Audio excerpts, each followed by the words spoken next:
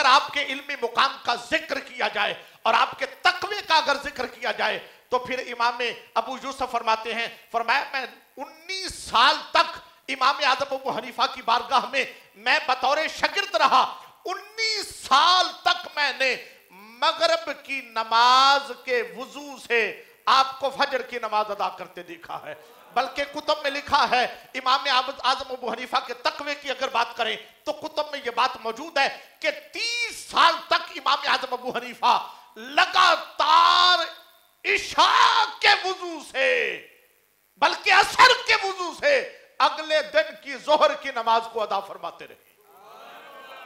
और कुतुब में यह बात मौजूद है, इमाम आज़म अबू हनीफा की वो जात है कि जिनके बारे में ये किताबों में आता है कि इमाम आज़म अबू हनीफा ने लगातार 20 साल तक एक दिन भी नागा किए बगैर लगातार 20 साल तक रोजे रखे हैं। इमाम आज़म अबू हनीफा की वो है जिन्होंने 1000 नफल रोजाना रात को आप अल्लाह की बारगाह में खड़े होकर 1000 नफल पढ़ा करते थे। इमाम आज़म अबू हनीफा की वो जात है, रमजान का महीना आता आप 61 कुरान पाक की तकमील करते, एक कुरान दिन को पढ़ लिया करते, एक रात को पढ़ लिया करते, 30 और 30 60 हो गए और एक कुरान नमाज तरावी में सुना दिया करते थे। इमाम आज़म अबू हनीफा हजरत नुमान बिन साबित की वो जाते वाला सिफात है, उनके बारे में ये बात मरकूम है, किताबों में रकम है कि आप फरमाते हैं जिस जगह पे आपका विसाल हुआ, विसाल से कबल आपने फरमाया, लोगों मैं फख्र नहीं करता, मैं तहदीस नेमत के तौर पर जमाने को ये बात बताना चाहता हूं, जहां मेरा विसाल हो रहा है यहां बैठकर मैंने अल्लाह के कुरान की 70,000 बार तिलावत की है। नहीं यार, चस नहीं आई तो सुन। अगर किसी का इतना तकवा है तो वो तो चुप रहे, और जो समझता है कि ये तकवा जमाने से जुदा है तो फिर बुलंद आवाज से कहे सुभान अल्लाह। इमाम आज़म अबू हनीफा के इल्म की बात, आपकी जहानत की बात की जाए तो आपकी जहानत का अंदाजा मैं क्या अर्ज करूं। एक बंदा फौत होने लगा, उसके 2 बच्चे थे, अब वो फौत होने लगा, उसके पास सोने की थैली थी। उसने अपने एक दोस्त को वसीयत की कि भाई ये सोने की थैली है,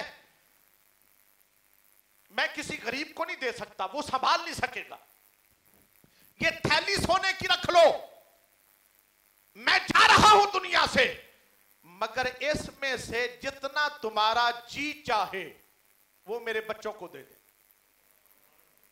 उस शख्स ने वसीयत की, वो बंदा मर गया। अब ये बच्चे बड़े हुए और जिसको दी गई थी थैली वो बेईमान हो गया। उसने क्या किया, सोना खुद रख लिया, खाली थैली बच्चों को दे दी।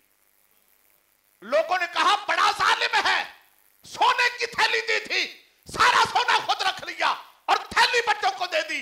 उसने कहा वसीयत पढ़ो, लिखा है जो तुम्हारा जी चाहे बच्चों को दे देना, जो तुम्हारा जी चाहे वो बच्चों को दे देना, बाकी खुद रख लेना। जो तुम्हारा जी चाहे वो बच्चों को दे देना, बाकी खुद रख लेना। आप फरमाते हैं, सुनो, आप अब लोगों ने जब वसीयत देखी, लोग कहने लगे बात तो ठीक है, इसने तो वसीयत के मुताबिक किया है कि वसीयत यही है कि जो तुम्हारा जी चाहे बच्चों को देना, बाकी खुद रखना। इसका जी चाहा थैली देने का, इसने थैली दे दी, बाकी सोना बचा वो खुद रख लिया। लोगों ने उसे जालिम कहना शुरू कर दिया। जब इमाम आज़म अबू हनीफा की बारगाह में ये बात आई, आपने फरमाया सुनो लोगों, बुलाओ उसे। बुलाया गया, वसीयत दिखाओ, लाई गई। भाई किया क्या है? कहा जी देखें वसीयत में लिखा है ये सोने की थैली है, ये मैं तुम्हारे सुपुर्द करता हूं, इसमें से जो तुम्हारा जी चाहे बच्चों को दे देना, बाकी खुद रख लेना। मेरा जी चाहा कि मैं सोना खुद रखूं और थैली बच्चों को दे दूं, इसलिए मैंने यूं कर लिया। आपने फरमाया सुनो, क्या कहा था इसके बाप ने? जी लिखा है जो तुम्हारा जी चाहे, बात सुनने वाली, वो बच्चों को दे, जो तुम्हारा जी चाहे वो बच्चों को देना, बाकी खुद रखना। आपने फरमाया बताओ अब तुम्हारे जी ने क्या चाहा? आपकी तवज्जो नहीं शायद। मैं अपनी कम इल्मी का एतराफ करता हूं, मेरे पास इल्म नहीं है, मैं समझा नहीं सका, इतना इदराक नहीं है मेरे पास। कहा तुम वसीयत क्या है? हजरत वसीयत ये है कि जो तुम्हारा जी चाहे